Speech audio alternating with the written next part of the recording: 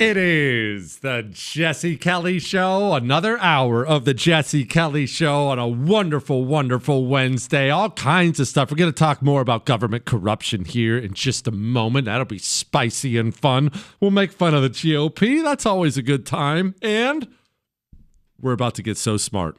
In about about a half hour from now, Brandon Weichert's going to come on, and let me explain why I'm bringing him on. If you've listened for a while, you know Brandon Weichert does foreign policy stuff. Donald Trump, in this foreign trip he's on with Saudi Arabia and Qatar and places like that, he's giving these speeches and he's saying a lot of things, and they are significant internationally. In fact, I'm thinking about an hour from now doing a little talk about America and our foreign policy and things like that. But Donald Trump is very, very clearly realigning or attempting to realign how America is globally, how we conduct ourselves globally, how involved we are globally. And there's a lot to tackle. So Brandon Weichert's going to give us a heads up on what all is happening with Iran and Turkey and Syria and Israel and Qatar and Saudi Arabia and all these places. We're going to discuss all that about a half hour from now. We will be so smart. We'll rub it in all of our friends' faces tomorrow about how smart we are. So just get ready for that. Now, I want to get to this. Alana Goodman, she's a wonderful reporter at the Free Beacon. She has a story out about somebody we've talked about before on this show. His name is Jigar Shah. Jigar Shah. And you see, he had a role. Joe Biden made him the energy, what did they call him? The energy loan czar.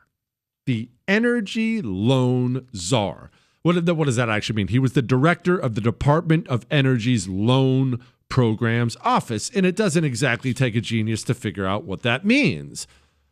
He's the guy who hands out $1 million here, $1 million there. And let's be honest, it wasn't $1 million here, $1 million there. It was $1 billion here, $1 billion there. Hey, who wants $1 billion? You want $1 billion? And you're not dumb. You know who he was giving that money to. Remember what communists do with power? What two things do communists do with power? Anyone who's listened to the show knows what are the two things they do with power? Reward their friends, punish their enemies. Communists believe in using power for two reasons. Reward your friends, punish your enemies.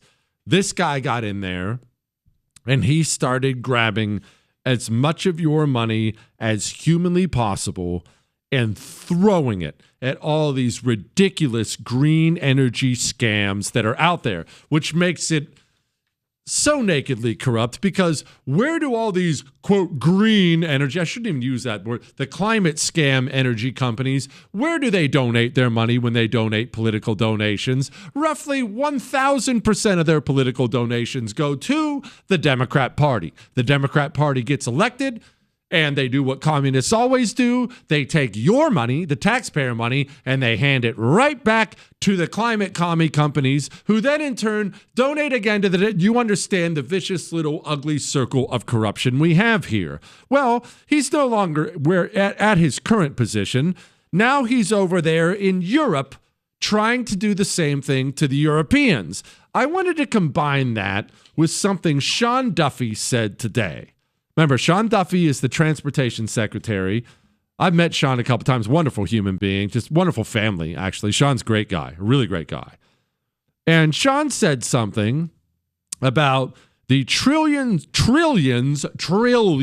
with a T that seem to have disappeared. Here's what he said. In 2010, they passed the stimulus bill under the Obama era.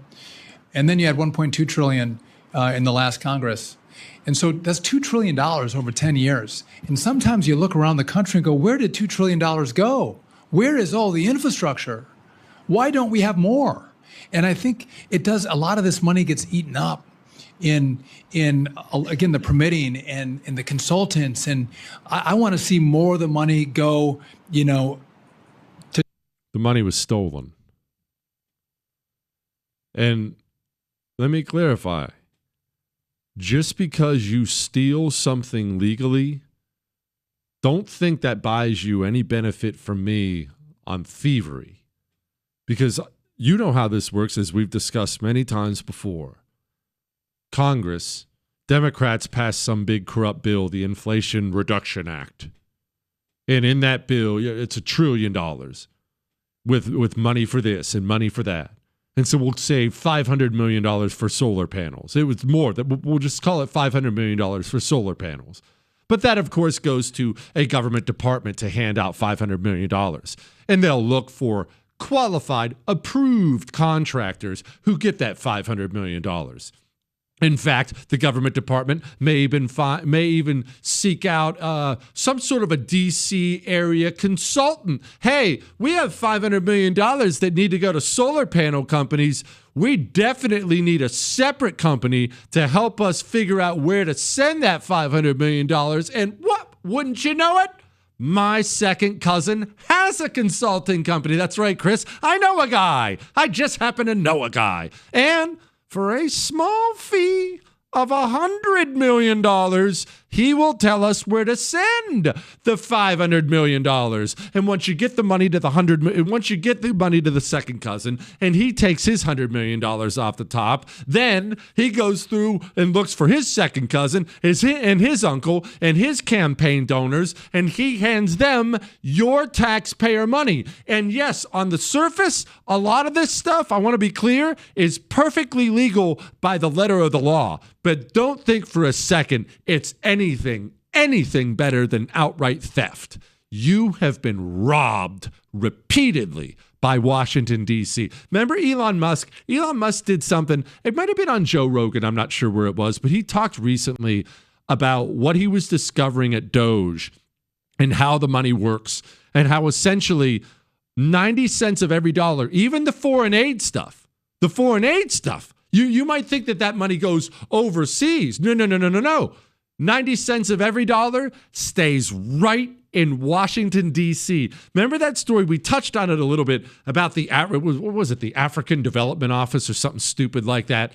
And it doesn't take a genius to figure out the job of that office is to help Africa, of course, with your money, which you never agreed to. But we need to help Africa. Except all the money just stayed here. And the money that did go to Africa, most of it came right back here. That's how it worked. Now, that actually was a crime. In fact, the guy's, I believe, already been indicted or being indicted. I know he's being investigated, but this is how Washington corruption works. And this brings me to this little story here. Insider trading is something we've discussed before. Insider trading as far as Congress goes.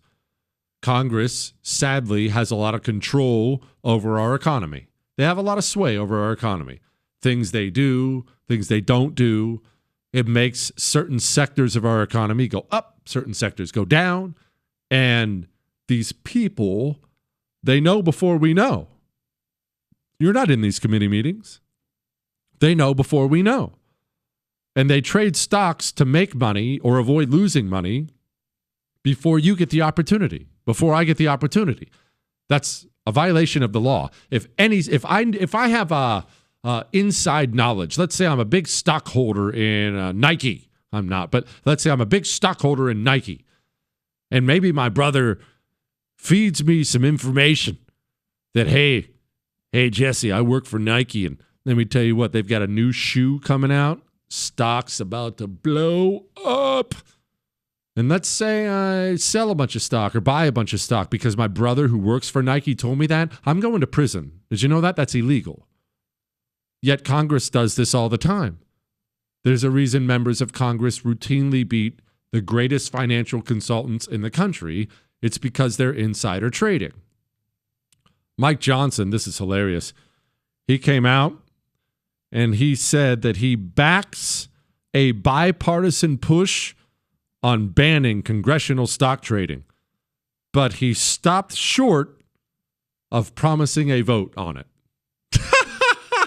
Oh, gosh, that might be the most Republican statement in the history of Republican statements. We should definitely ban this. And I might have a vote on it. I mean, probably not, but maybe we'll vote on it one day. Definitely, maybe after the election, we'll have a vote on it. That might be the most GOP thing in the world. These people are all thieves and scumbags, and this is why people get angry about politics. And it's also why I call it the low T GOP.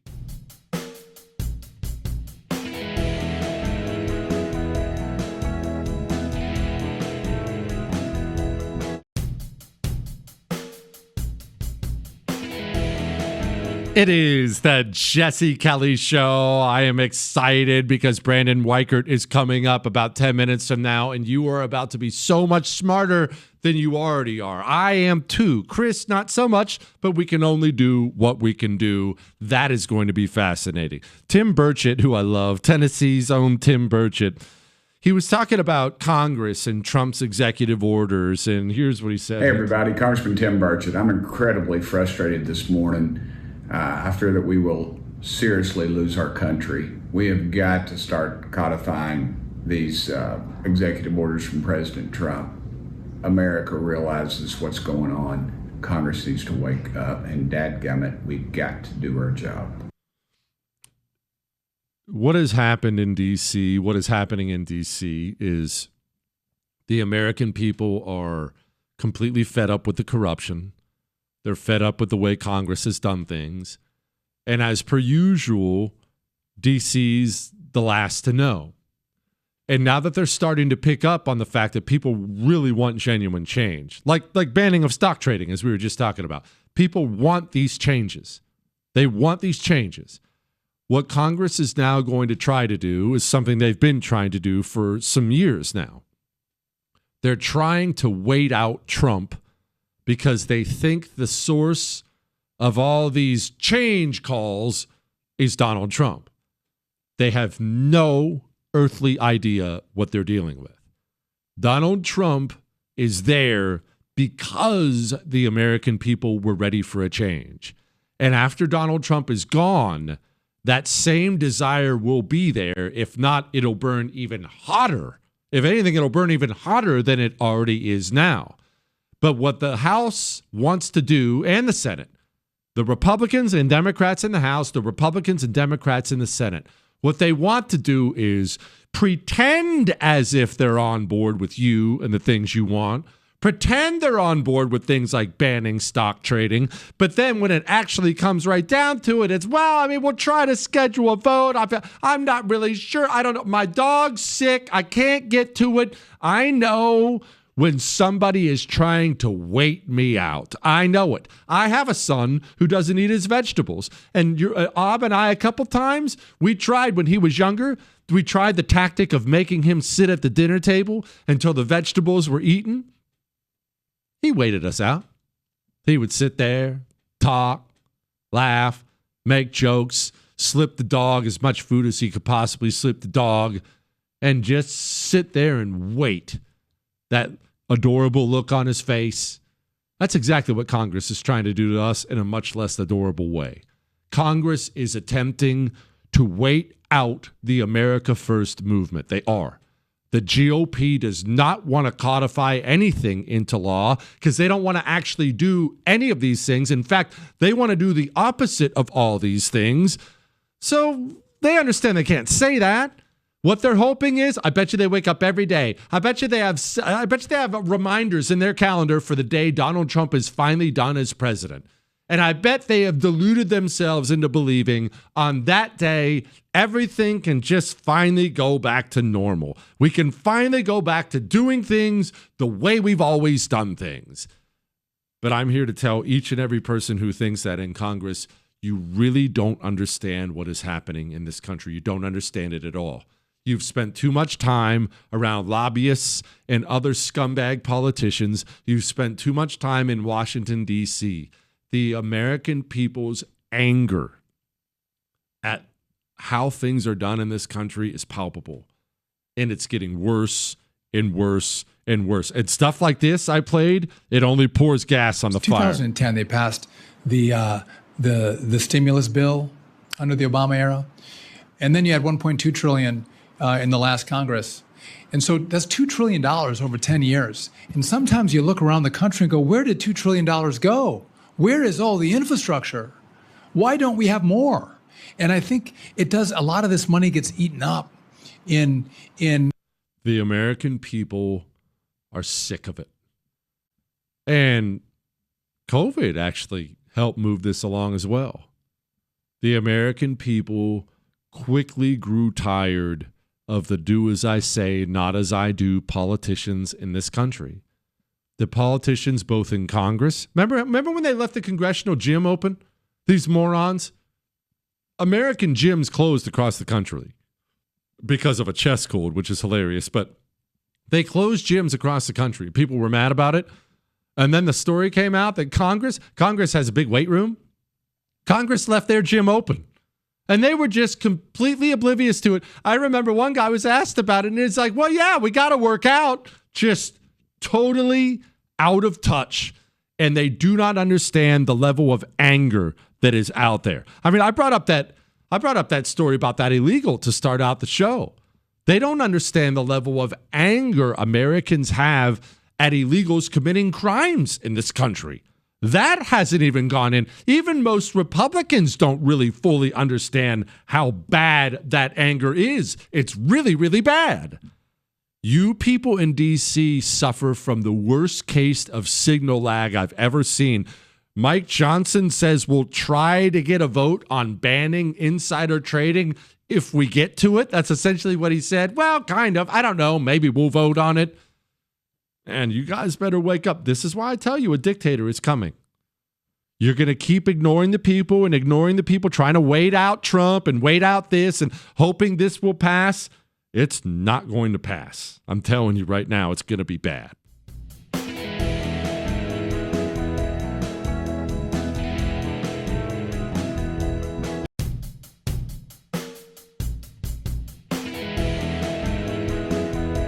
It is the Jesse Kelly Show on a wonderful, wonderful Wednesday. Remember, you can email the show, jesse@jessekellyshow.com.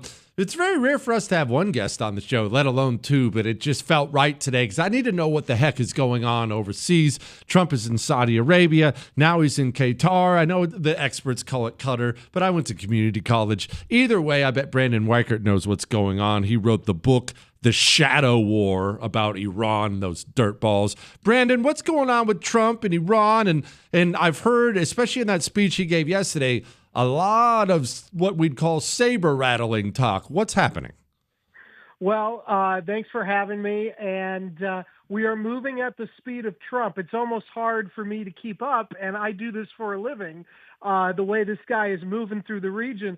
I will just say that his speech yesterday was probably the best speech of either of his terms so far in office. It certainly set the table for, I think, how America is going to proceed, not just during the Trump years, but probably beyond as well with the Middle East. We are clearly no longer going to prioritize the region the way that we were doing after 9/11. That's both good and bad. The good thing is we're not going to be sending any more kids to go fight and die in those Middle East wars. Now, the downside here, though, is it looks like he's handing the region over at least to some bad actors, not all, but some, like the Muslim Brotherhood in Qatar. So there are some real concerns, and it isn't just from never Trump types. There are some real concerns from people on our side, and I think their concerns are justified that maybe Trump is getting too cozy with the Qataris, for instance, who are a huge funder of the Islamic terrorism that we've been dealing with since 9/11. Okay, so let's actually nail down on that. It's one of the main reasons I wanted you to come on, because you're the furthest thing in the world from a never Trumper. So this is kind of how I look at it. I'm concerned myself. However, is there a way for us to wash our hands of this region and let them do what they do without handing it to some bad actors? Because bad actors run a lot of the dumps over there. That's right. That's right. No, I think that's probably what's at play here because, like I said, they're not all bad actors. I mean, the Saudi government, at least under Mohammed bin Salman, he's very pro-American. Clearly, he has a very, very strong rapport with President Trump. That's the real, in the Arab world at least, That's the real power. And so the fact that we've got a friendly in the Crown Prince, that's going to stabilize and sort of contain what Qatar might otherwise do now that Trump is sort of letting them in to the wider picture, the Qataris he's letting in. But the fact that we've got the Crown Prince, Saudi Arabia, that will balance that because they don't want the Qataris to go full bore into the Muslim Brotherhood stuff either. The problem is, though, the Muslim Brotherhood itself, which is the umbrella organization for Islamism, that is the ideology that we've been fighting. That's the ideology of bin Laden, al-Qaeda, the ideology of ISIS, the ideology of Jelani in Syria, who, again, I'm very disturbed Trump is recognizing. But ultimately, the Saudis are a great counterweight to that, which is why I say it's not all bad, but it is concerning. And I think, though, this is part of a larger move to pull the Americans out of the region and let the locals clean up their own messes. Now, the downside is going to be for our friends in Israel because our friends in Israel have overplayed their hand, Netanyahu in particular. And what's happening now is Trump is fed up with Netanyahu. So he's basically letting the region isolate Israel as we exit out of the region. So that's going to be a continuing headache and a threat to the Israelis, especially because the Muslim Brotherhood has direct ties to the most powerful country in the region, and that is Turkey. Okay, so there's so much to unpack there. Let's nail down on the Israel thing first. Why is Trump fed up with Israel and Netanyahu? Because it's difficult to get more pro-Israel than Trump has historically been. They call the Golan Heights the Trump Heights. I was over there once, and they had billboards of the man up. What in the world did Netanyahu do to get crossways with Trump? I think what Trump has been trying to do is avoid another Middle East war, and I think he feels, and I don't know if this is right or not, but I think he feels that Netanyahu is intransigent about picking a fight with Iran. And while Trump has certainly made it clear he doesn't want to see Iran become more powerful, he has also made it abundantly clear that he's not going to war against Iran anytime soon. And so Netanyahu Israel itself is threatened directly by Iran, the Iranian proxies, the Houthis, Hamas, Hezbollah, especially Hezbollah. Those Iranian proxies are direct threats to Israel, but the Israelis can't take it all on their own.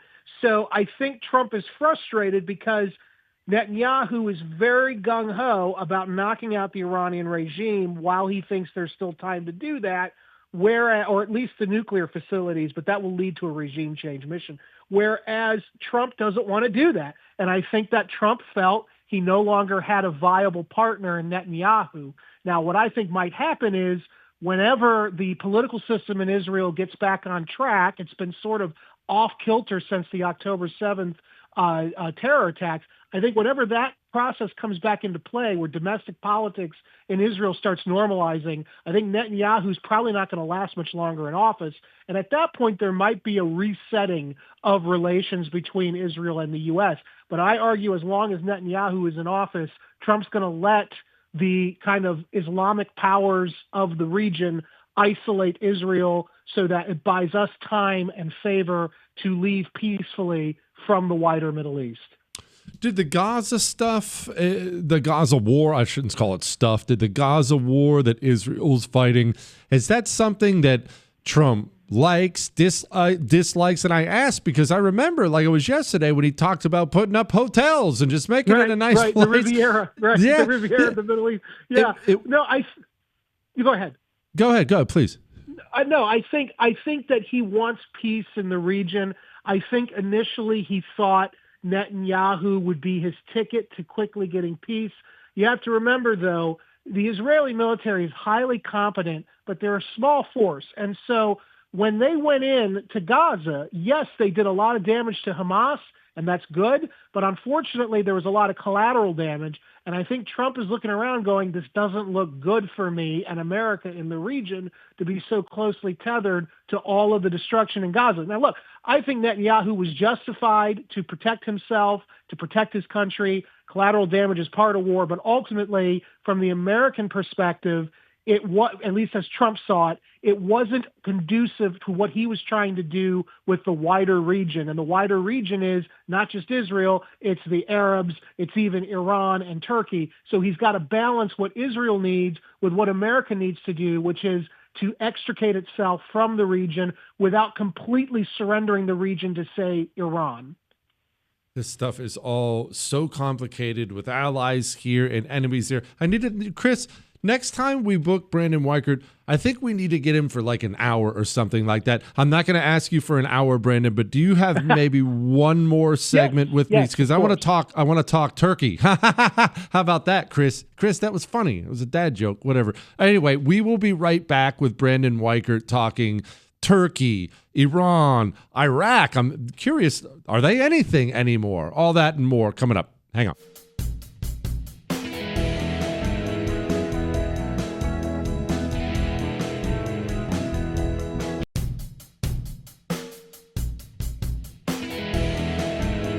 We are back with Brandon Weichert. Obviously, you know Brandon Weichert if you listen to this show. Highly recommend you pick up his book, Shadow War. Okay, so I first want to ask you about Turkey before we get to Iran and Iraq, because you mentioned to us before on this show that they are really the big dog in the region. So maybe you could let us know, what is Turkey, Brandon? Is it some Islamist state? Is it a secular state? Are they Shiite? Are they Sunni? What are they?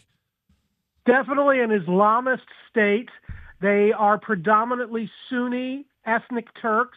It's a little bit different than the Saudi Arabia, Qatar side, which are ethnic Arabs, but they're also Sunni Muslim.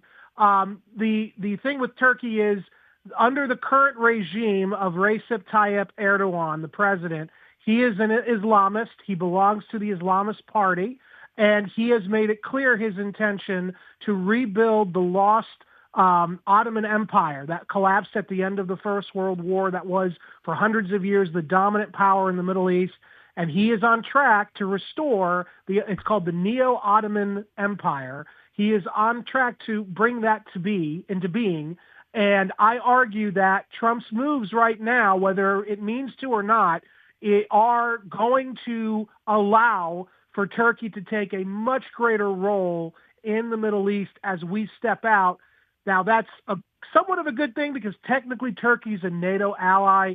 At the same time, though, they're a very unpredictable and unstable and at times unfriendly ally.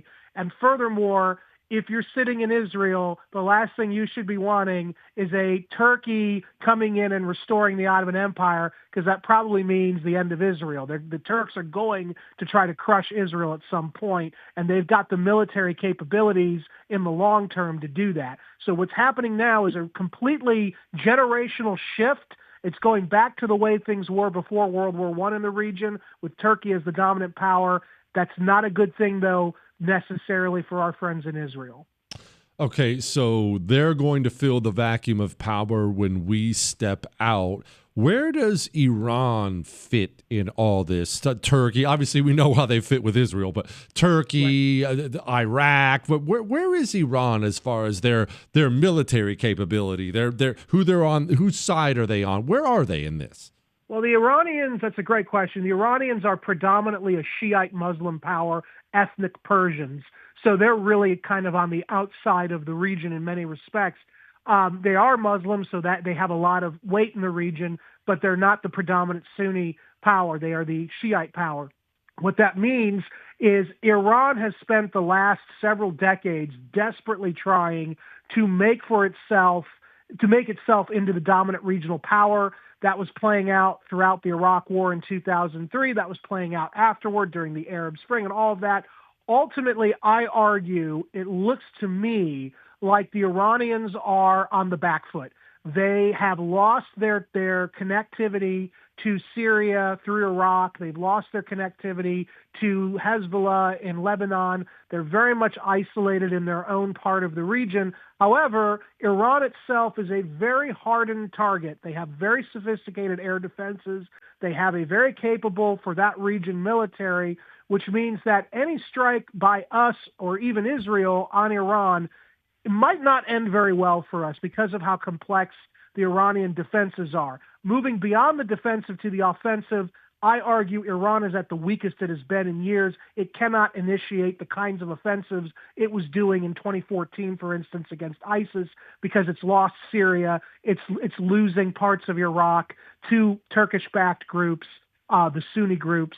So ultimately, what will happen, I think, is Turkey will become the dominant force in the region, and the Iranians will basically kind of have their own little enclave in Iran itself, not unlike historically, where you had the Ottoman Empire leading the Sunni side, and then you had kind of an Iranian, the Safavid, for instance, empire running the kind of the Iranian side of things, and that's kind of a balance of power between the two of them.